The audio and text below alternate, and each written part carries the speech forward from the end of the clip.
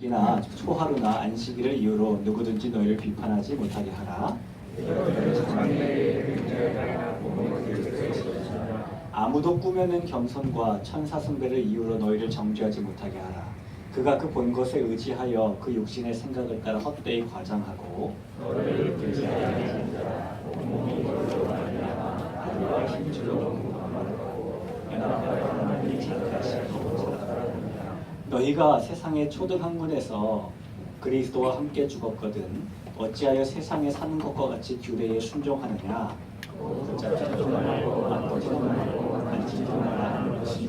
이 모든 것은 한때 쓰이고는 없어지리라. 사람의 명령과 가르침을 따르느냐. 이런 것들은 자기가 분별과 명수와 괴롭게 하는 지혜뿐이냐. 오직 육체에 따르는 것을 그만하는 데는 조금도 유익이 없습니다. 아멘. 오늘은 그 자기 소견에 옳은 대로 믿는 신앙이라는 제목으로 말씀 나눌 건데요. 이 말씀의 제목을 자기 소견에 옳은 대로 믿는 신앙 이렇게 읽으면 안 되고 자기 소견에 옳은 대로 믿는 신앙 이렇게 읽어야 이제 그 말씀의 내용이 되겠습니다. 세상이 창조된 이후로 하나님이 택하신 하나님의 백성들이 계속해서 있었습니다.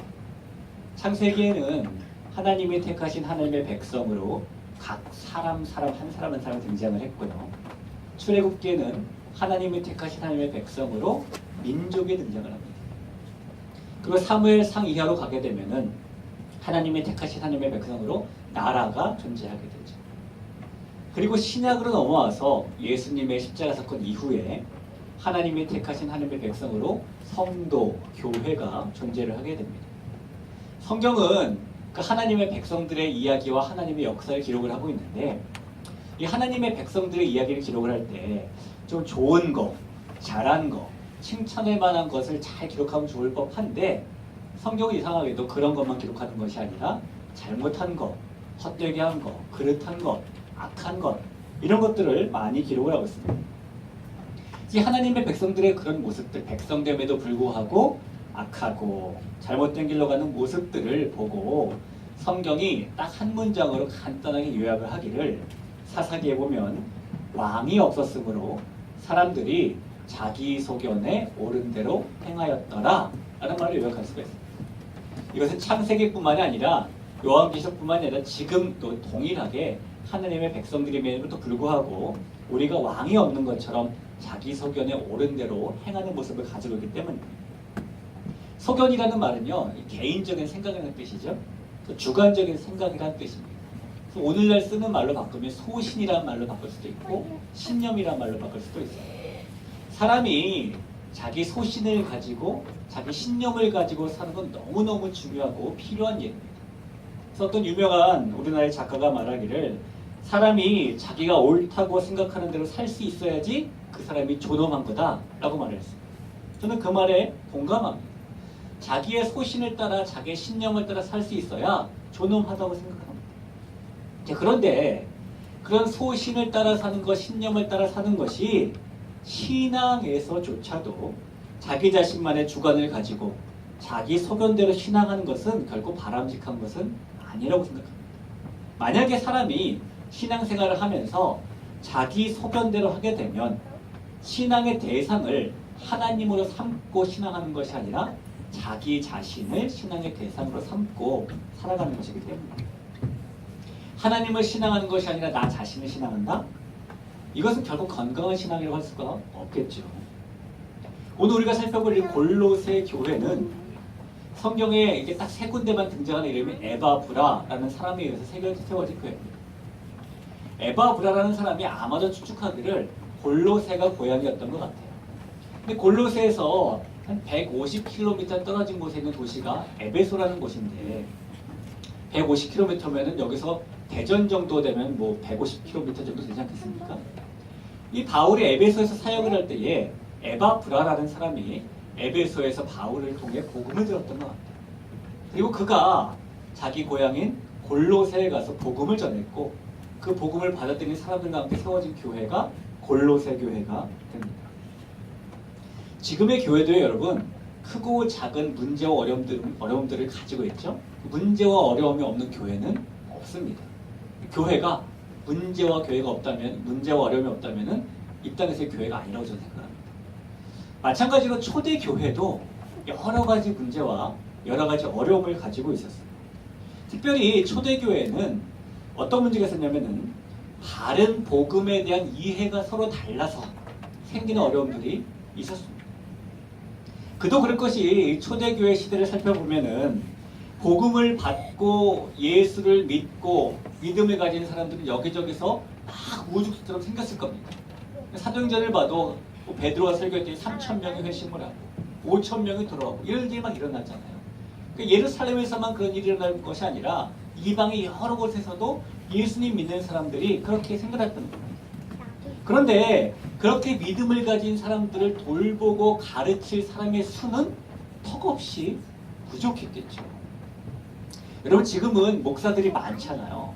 그래서 여러분이 교회에 오시면 여기 봐도 목사가 있고 저기 봐도 목사가 있고 다 이렇게 있잖아요. 반대로 목사들이 하도 많아가지고 목사인지 모를 때도 있잖아요. 그렇죠? 그리고 목사들끼리 모여 사는 구역담이 있는데 안산에 있는 동산교회에서 있었던 일이에요. 한 3년 전에 우리 교회에 부임하신 3년이 된 목사님이 본당 1층 로비를 이렇게 들어가게 됐는데 어떤 성도님하고 문을 같이 들어가게 됐어요. 이 목사님이 모르는 성도님이었는데 또 교회 성도님이니까 인사를 했습니다. 안녕하세요 이렇게 들어갔습니다. 그 성도님이 인사를 받고 나서 예 안녕하세요 라고 같이 들어갔어요. 그런데 이 성도님이 인사를 나누니까 좀 친근감을 느껴납니다. 그래서 이 목사님한테 이렇게 물었습니다. 집사님은 몇 교구세요? 전혀 꾸며내지 않은 실화라는 것. 그 목사님이 지금도 우리 교회에 계셔요. 여러분 지금은 이렇게 목사들이 참 많지만은 초대교회 시대에는 가르칠 만한 사역자들이 많지가 않았어요. 사도들이 기껏해야 12명 아닙니까? 참. 예루살렘에만 다 있어도 부족할 만한데 이방에서 여기저기서 막 예수 믿는 사람들이 생기고 교회가 생기는데 달랑 예수님을 통해서 가르침을 받은 사도는 12명뿐이었다. 그러다 보니까 초대교회에서 이것이 바른 복음이야, 이것이 바른 믿음이야 라고 서로 주장하는, 그래서 생기는 어려움들이 발생했다. 골로새 교회도 그런 어려움을 겪고 있었어요. 근데 구체적으로 이제 어떤 어려움이 있었는가? 교회 안에 믿음 생활은 이렇게 하는 거야, 이게 진짜 복음이야 라고 본인만 아는 것이 아니라 상대방에게 이렇게 해야 돼, 저렇게 해야 돼 라고 그렇게 주장하는 사람들이 생겼죠. 왜 여러분 그런 사람들이 있잖아요. 자기 생각에 항상 옳아가지고 이 모든 일이 자기가 생각한 대로 다 돼야 하고 또 모든 사람들이 자기 생각대로 움직여줘야 되고, 그래서 이 사람들이 자기 생각대로 안 움직여주면은 잘못된 사람처럼 만들기도 하고, 골로새 교회도 그런 사람들이 많았습니다. 게다가 골로새 교회에는 그런 사람들이 참 여럿이 있어가지고 이쪽에서 이렇게 잡아당기고 저쪽에서 저렇게 잡아당기고 이런 일들이 생기는 실정이었습니다. 오늘 본문에 대표적인 두 부류의 그런 사람들이 나오게 됩니다. 먼저 대표적인 사람들은 구약의 율법주의적인 전통을 지키자라고 말했던 교인들이었습니다. 구약에 주어졌던 율법을 지켜야만 바른 복음을 받은 것이다라고 가르쳤던 겁니다. 16절에 보면 그러므로 먹고 마시는 것과 절기나 초하루나 안식일을 이유로 누구든지 너희를 비판하지 못하게 하라라고 써있죠. 어떤 사람들이 절기를 지키지 않는다, 안식일을 지키지 않는다, 아니면 이거 먹고 마시는 것 때문에 문제가 된다라고 비판했다는 거예요. 그럼 복음은 처음에 유대인들에게 전해졌잖아요. 유대인들은 이 구약의 모든 율법과 이 문화 가운데 계속 수천 년을 살아온 사람들입니다. 그런 사람들에게 새로운 복음이 들어갔을 때 그들이 가지고 있었던 구약적인 배경들이 한 번에 싹 끊어지고 없어졌을까요? 우리나라도요, 이 조선이라는 500년 동안 유교라는 문화가 지배했잖아요. 그런 상태에서 기독교가 조선에 들어오게 되었습니다. 그래서 실례로 지금 어떤 그 유적지가 남아있냐면은 여러분 기역자 교회 이런 거 들어보셨어요? 옛날에 교회가 기역자로 생겼어요. 아유, 교회가 어떻게 기역자로 생겼을까? 기역자 이렇게 생긴 거예요. 지금 이렇게 그래서 목사가 여기 서 있으면은 이쪽을 보면은 남자들만 앉아있고 이쪽을 보면 여자들만 앉아있고 지금은 이렇게 우리가 여자, 남자, 여자 이렇게 앉아있는 것이 그냥 편하니까 이렇게 앉으신 거잖아요. 근데 그때는 일부러 이렇게 앉았는데 남녀가 유교에 보면은 유별하잖아요. 서로 쳐다볼 수도 없고. 그래서 교회에 모여야 되겠는데 남녀가 같이 모일 수 없으니까 이쪽 남자에서는 여자가 보이지 않게, 여자에서는 남자가 보이지 않게 이렇게 기역자로 교회를 만들었다는 거예요. 그러니까 지금도 유적지로 남아져 있어요. 마찬가지로 유대인들에게도 복음이 전해졌을 때에 그들이 가지고 있었던 구약적인 배경이 한 번에 끊어지지는 않았다는 겁니다. 그래서 그 배경을 중요시하는 사람들이 율법을 지켜야 된다고, 그래야 복음을 믿는 거라고 가르쳤다는 거예요. 오늘 보면 이런 거 있죠? 먹고 마시는 것에 대한 율법을 말합니다. 여러분, 구약에 보면 특정한 음식을 먹으면 된다, 먹으면 안 된다라는 규례가 레위기에 보면 많이 나오잖아요. 우리가 아는 것처럼 가축을 깨끗한 짐승, 또 깨끗하지 않은 짐승으로 나눠가지고 이 정한 짐승은 먹어도 되고 부정한 짐승은 먹어도 안 되고 이렇게 이제 구별을 한 거죠. 마실 것에 대한 규례도 보면 모든 사람들 대상으로가 아니라 이것은 제사장, 나시린을 대상으로 준 율법에 보면 독주나 포도주를 먹지 말 것, 또 부정한 그릇에 담긴 것은 마시지 말 것, 이렇게 이제 기록을 하고 있습니다. 그리고 하나님께서 이 구약에서 이스라엘 백성들에게 왜 뭐는 먹고 뭐는 먹지 말고 이런 음식에 대한 율법을 주셨을까요? 많은 이제 설왕설래가 있는데 어떤 학자들은 생각하기를 이게 연구해 보니까 하나님이 먹으라고 말씀하신 음식들은 위생상 좋고 건강하게 만드는 음식이고 하나님이 먹지 말라고 할 짐승들은 위생상 깨끗하지 못하고 그래서 사람의 몸을 건강하지 못하게 하는 음식이라 먹지 못하겠다라고 생각하기도 했습니다. 하나님이 만약에 사람의 건강상의 이유로 음식을 이건 먹어라, 이건 먹지 말아라 이렇게 하나님이 구분을 했다면 지금도 그 음식법을 철저하게 지키는 사람들이 있거든요. 지금도 이스라엘 땅에 사는 유다인들은 이 지금 여러분 코시어라는 거 들어보셨잖아요. 코시어 음식을 먹게 됩니다. 한동안 그런 유행이 불었던 것 같아요. 할랄 푸드, 코시어 푸드. 이게 막 몸에 좋다고 하게 먹게 됐잖아요. 저는 몸에 좋다고 생각하지 않습니다. 단지 어떻게 생각하냐면 맛없을 것이다라고 생각해요. 이스라엘 사람들이나 이 할랄을 보면 고기를 팔아도 피를 다 뺀 다음에 고기를 판단 말이에요. 그 율법에 그렇게 하게 돼 있으니까 피를 다 빼야 돼. 그럼 그 구면 육즙이 나올까? 그런 생각이 들어요. 그래서 이 코시어나 할랄은 건강 음식이 아니라 전 개인적으로 맛없는 음식이라고 생각을 합니다. 그럼 만약에 하나님이 인간의 건강 때문에 그런 음식법을 주셨다면 지금도 그 법을 잘 지키는 사람들이 훨씬 더 건강해야 돼요. 그런데 2014년에 나온 통계 가운데 나라별 평균 수명이 있거든요. 일본 84.6세로 1등, 2등 안도라 공화국 84.2세, 싱가폴 84세, 그 다음은 홍콩, 산마리노 공화국 이런 수준을 쭉 가게 됩니다. 이스라엘은 몇 위냐? 평균 수명이 14위입니다. 82.1세. 이 음식법을 잘 지키는 사람들이 더 건강하게 오래 살고 있는 것도 아니에요. 실제로 또 하나님이 먹지 말라고 한 음식들이 그러면은 건강에 안 좋은 것인가? 또 그렇지도 않습니다. 예를 들어서 고기를 보면은 돼지고기는 먹지 말라 그러고 소고기는 먹으라 그러잖아요. 여러분, 돼지고기가 소고기보다 영양가가 덜한 거는 맞아요. 그러나 그렇다고 영양가가 전혀 없는 것은 아닙니다. 삼겹살 부위를 제외하고 돼지고기의 모든 이 부위들은 저지방, 고단백으로 되어 있대요. 거기 필수 아미노산 8종이 들어있답니다. 게다가 다시 삼겹살을 제외하고 다른 돼지고기 부위들은 몸에 안 좋은 콜레스테롤을 증가하는 것을 억제시켜주고 몸에 좋은 콜레스테롤이 증가하도록 도와준답니다. 그런데 우리는 삼겹살을 많이 먹고 있어요. 따라서 하나님께서 건강에 안 좋은 음식이기 때문에 그 음식들을 구분하신 건 아니라는 거예요. 어떤 학자들은요, 이 가나안의 이방 종교에서 이런 짐승들을 예배 행위에 사용하고 있기 때문에, 제물로 사용하고 있기 때문에 아예 이스라엘 백성들이 가까이 가지 못하게 짝을 자르기 위해서 부정한 음식으로, 자축으로 구분했다라고 주장을 합니다. 그런데 아무리 찾아봐도 이 고대 가나안 지방의 문헌들을 다 찾아봐도 그들의 종교 행위 가운데에 하나님이 금지하신 짐승들이 제물로 사용됐다는 기록은 하나도 없어요. 그것도 아닌 것 같습니다. 그럼 하나님이 구약의 음식법을 왜 주셨을까요? 그 본래의 이유가 무엇이든 간에 이 음식법 준수가 주는 게 하나 있는데, 다른 사람들이 볼 때 이스라엘 사람들을 보면서 야, 쟤들은 뭔데 왜 좀 다르네?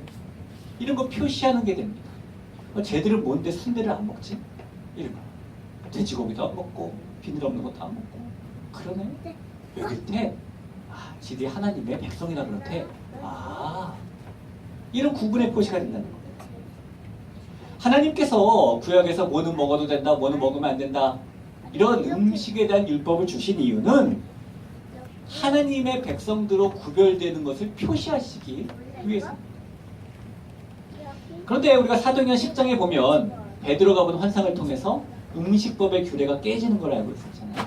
베드로가 환상을 봤는데 보자기 위해 하나님이 이 레위기에서 금지하신 부정한 짐승들이 잔뜩 있는 거예요. 깨끗한 건 하나도 없고 하나님이 다 먹어라 그래요. 그래서 베드로가 아유 깨끗하지 못한 건 제가 어떻게 먹어요? 하나님이 또 다 먹어라. 이런 장면들이 나오지 않습니까? 지금은 우리가 음식을 먹고 안 먹고 이걸 하나님의 백성으로서의 구별됨을 표시하는 것이 아니라 예수님의 성품을 드러내므로 하나님의 백성됨을 표시하고 살지요. 여러분 지금은 편하게 아무거나 드셔도 됩니다. 김희정 목사님 말씀처럼 없어서 안 줘서 그래서 못 먹는 것이지 이런 거 다 드셔도 괜찮아요. 여기 오늘 본문에 이런 것도 나와요. 절기나 초하루나 안식일을 지키는 것에 대한 것도 나와요. 절기 우리가 잘 알죠. 레위기에 보면은 뭐 6월절이나 또 아니면 초신절이나 아니면 오순절이나 나팔절, 속죄일, 또 대속죄일, 초막절 이런 절기들이 있습니다. 초하루라는 것도 민수기 10장에 보면 10절에 초하루는 번제물을 드리고 화목제물을 드리며 나팔을 불라. 또 하나님이 이스라엘의 달력은 우리 음력하고 비슷한데 그 날짜의 첫 번째 날짜에 이렇게 드려라고 말씀하셨어요. 안식일도 우리가 너무나 잘 들어봐서 알죠. 그럼 절기나 초하루나 안식일은 구약에서는 따로 하나님께 구별되어서 드려졌던 날입니다. 이것은 예수님께서 이 땅에 오시기 전에 하나님과의 관계를 맺기 위해서 주어진 옛 질서예요.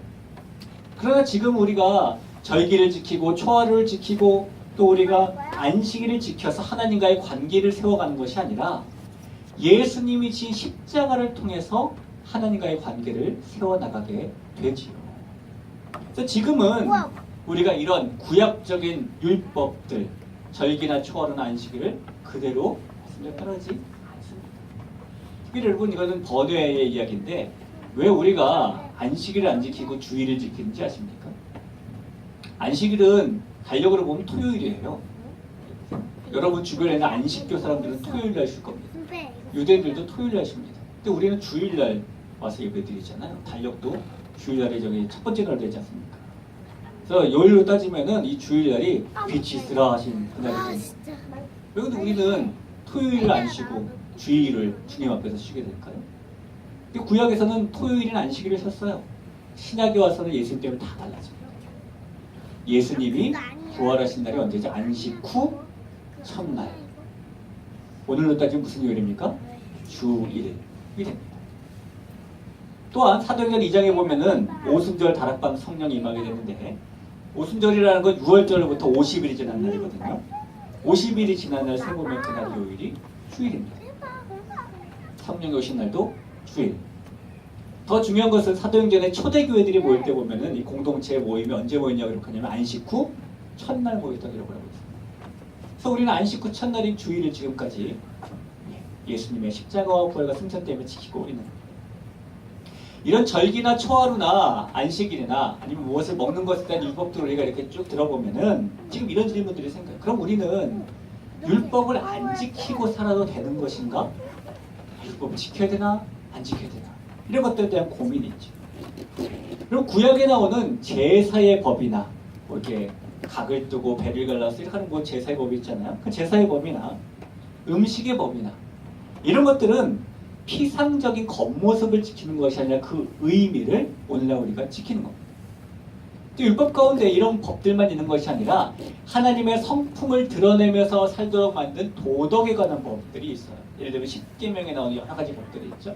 또 성경에 나오는 도덕과 관련된 많은 법들이 있습니다. 이런 것들은 지키되 안 지키면 하나님이 벌 줄까봐 무서워서 지키는 것이 아니라 사랑하는 하나님이 내가 지키면 기뻐하니까 지키는 겁니다. 율법은 우리가 그런 마음으로 대하는 거예요. 여러분 아이디 어렸을 때 부모가 이렇게 겁을 주기도 하잖아요. 막 이러면서. 아이디 어리면은요 무서워서 말을 들어요. 근데 크면 무서워서 말 듣진 않습니다. 근데 커도 말을 듣게 되지 부모 말을. 그때는 왜 듣냐면 내가 엄마 아빠 말을 잘 들으면은 엄마 아빠가 기뻐하니까 듣는 겁니다. 율법을 지키는 것도 그런 겁니다. 우리가 안 지키면 지옥 가기 때문에 지키는 것이 아니라 하나님이 기뻐하시니까 사랑하는 마음으로 지키는 거죠. 자, 골로새 교회 이런 사람도 있었고 또 한 부류의 사람도 있었어요. 이런 율법주의적 교인들의 목소리만 컸던 것이 아니라 이번에는 신비한 일을 경험해야 깊은 영성을 가지는 것이다 라고 주장하는 사람들도 있었던 겁니다. 18절에 보면 아무도 꾸며낸 겸손과 천사 숭배를 이유로 너희를 정죄하지 못하게 하라. 그가 그 본 것에 의지하여 그 육신의 생각을 따라 헛되이 과장하고 머리를 붙들지 않는. 그리고 구약에 보면 하나님께서 천사를 사람들에게 보낸 적이 참 많이 있었습니다. 아브라함이 상수리나무 아래 있을 때 하나님께서 천사들을 보내셨죠. 롯이 소돔과 고모라 했을 때 천사들을 보내셨죠. 여호수아가 길 걷고 있을 때에 군대장관 천사를 보내셨죠. 이사야가 환상 중에 또 하늘을 나는 스랍 천사를 보았죠. 마리아가 예수님을 잉태할 것이라는 천사의 보지를 받게 됐죠. 이런 천사를 만난 사람들이 보여준 행동이 다 똑같아요. 뭘 했냐면은 경배합니다. 천사 앞에 엎드려 절하고 천사님 천사님 이렇게 하게 됩니다. 그런 구약적인 배경 때문에 골로새 교회에도 또 오늘날에도 천사를 숭배해야 된다라고 생각한 사람들이 있었다는 거예요. 여러분 한번 이렇게 생각해 보세요. 우리가 지금 다 같이 타임머신을 타고 조선시대에 가서 살고 있다고 생각을 해보겠습니다. 우리가 조선시대에 살고 있는데 어느 날 중국에서 사신이 왔어요. 사신이 와서 우리가 이제 그 사신을 맞이하게 됐는데 그럼 우리는 중국에서 사신이 왔으니까 극지인이 대접해야 되고 이 사신이 행여나 기분이 나쁘지 않으니까 비위도 잘 맞춰야 되고 이래야 될 겁니다. 왜냐하면 사신이라는 사람은 황제를 대신한 사람이니까요. 그래서 그 사람이 받는 대우는 황제가 받는 것과 똑같은 거예요. 그래야 됩니다. 그래서 그렇게 잘 대접했어요.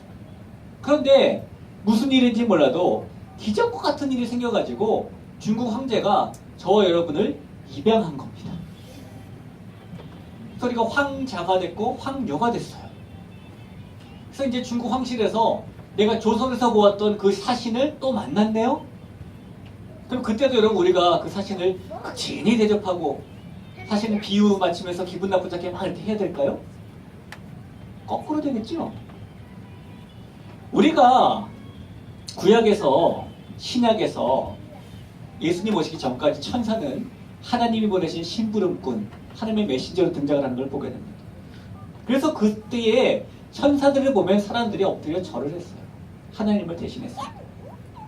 그런데 예수님이 오셔서 십자가에 달려 죽으시고 사흘 만에 부활하심으로 기적적으로 저와 여러분이 하나님의 양자 양녀가 된 겁니다. 그러면 하나님의 양자 양녀가 된 저와 여러분이 천사를 보고 지금도 숭배해야 될까요? 그렇지 않아요. 요한계시록에도 보면 천사는 그런 분명하게 고지를 하기를 우리를 하나님의 아들 딸이 우리를 수종드는 존재다 라고 분명히 말해주고 있죠. 골로새 교회에 그런 문제가 있었어요. 여러분 초대교회에 또 얼마나 신비한 일들이 많이 일어났어요. 병자들이 막 병을 낫기도 했고 죽은 사람이 살아나기도 했고 바울 같은 사람은 독사에다 물렸는데 멀쩡하고 그런 일이 막 생겼잖아요.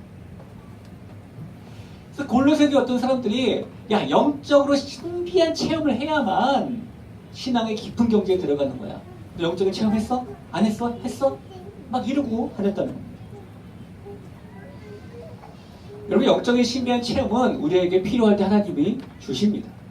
그러나 그것이 나의 신앙의 성장과 건덕을 해주시는 것이지 다른 사람에게 해야 돼, 너도 성장해야 돼, 체험해야 돼 라고 고집하러 주시는 것은 아니에요.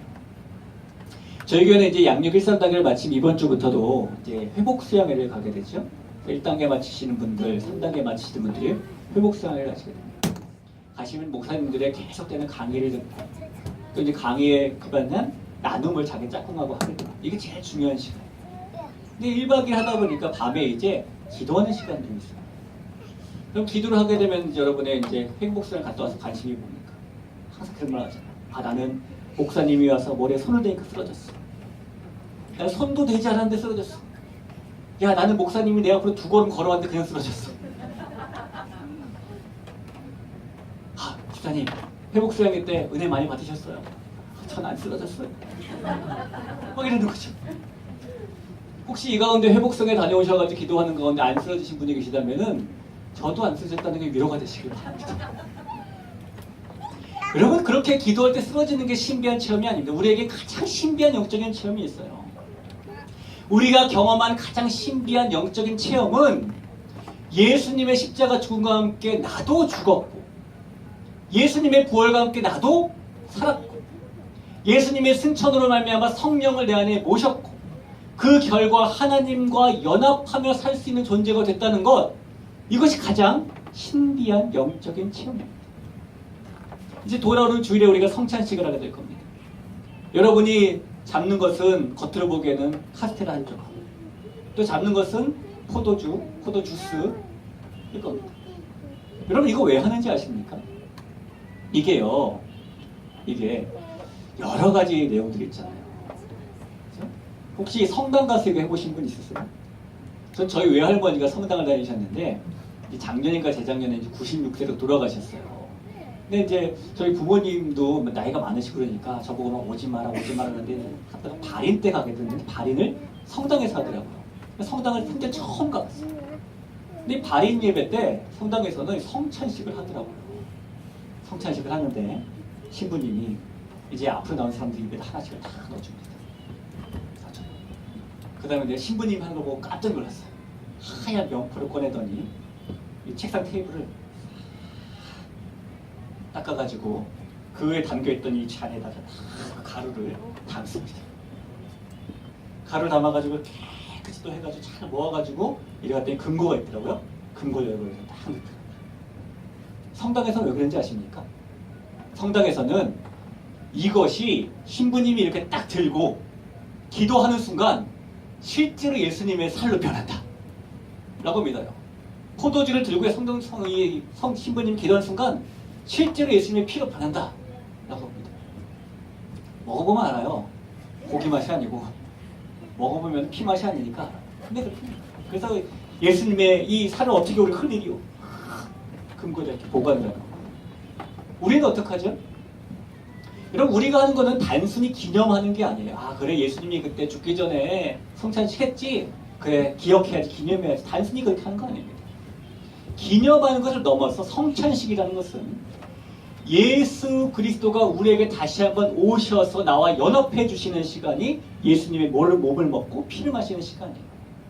여러분, 주일날 성찬식 하실 때 그 시간이 예수님이 다시 나에게 오셔서 나와 연합해 주신다, 연합을 결단하는 그런 시간임을 꼭 기억하셔야 됩니다. 그래서 우리는 그것을 편하게 기념한다라고 말하고 있는 거예요. 그것이 우리가 경험하는 가장 신비한 영적인 체험입니다. 오늘 본문에 보니까 이 율법주의적인 교인들이나 신비주의적인 교인들이 다른 사람들에게 비판했다 그랬죠. 아, 너희도 그렇게 살아야 돼. 너희도 왜 그렇게 살지 않니? 믿음이란 이런 것이야. 복음이 이런 것이야 라고 비판했던 겁니다. 왜 그랬을까요? 그들이 생각하기에 자기들의 소견에 이렇게 하는 게 옳은 것으로 보였기 때문에, 그러니까 자기 소견을 따른 믿음을 가지는 신앙을 그들이 가지고 있었기 때문이죠. 서두에 말씀드린 것처럼 신앙에서조차 자기 소견대로 신앙생활을 하는 것은요, 하나님을 신앙의 대상으로 믿는 것이 아니라 나 자신을 신앙의 대상으로 믿는 겁니다. 혹시 저와 여러분에게도 이렇게 하나님의 소견이 아니라 나의 소견을 따라 믿는 신앙의 모습을 갖고 있지는 않을까요? 어느 잘생긴 소하고 잘생긴 사자 한 마리가 있었습니다. 둘이 너무너무 뜨겁게 사랑을 했어요. 소가 사자의 용맹함에 확 반했습니다. 사자는 이 소의 자상함과 부지런함에 반했어요. 둘이 주변에서 너무너무 만류를 했는데 둘이 결혼을 했네요. 결혼하고 너무너무 행복했습니다. 왜냐하면 그들에게 사랑보다 중요한 건 없었기 때문이지.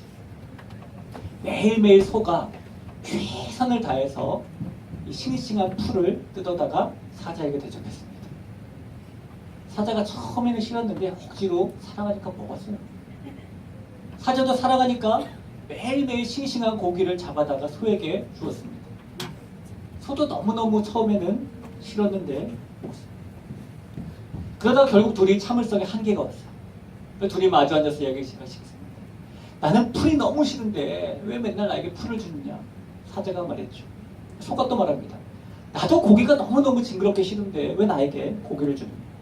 그래서 둘이 결국 헤어지고 말았습니다. 헤어지면서 여러분 이 사자와 소가 뭐라고 말했냐면 난 정말 최선을 다했는데 이렇게 말했다.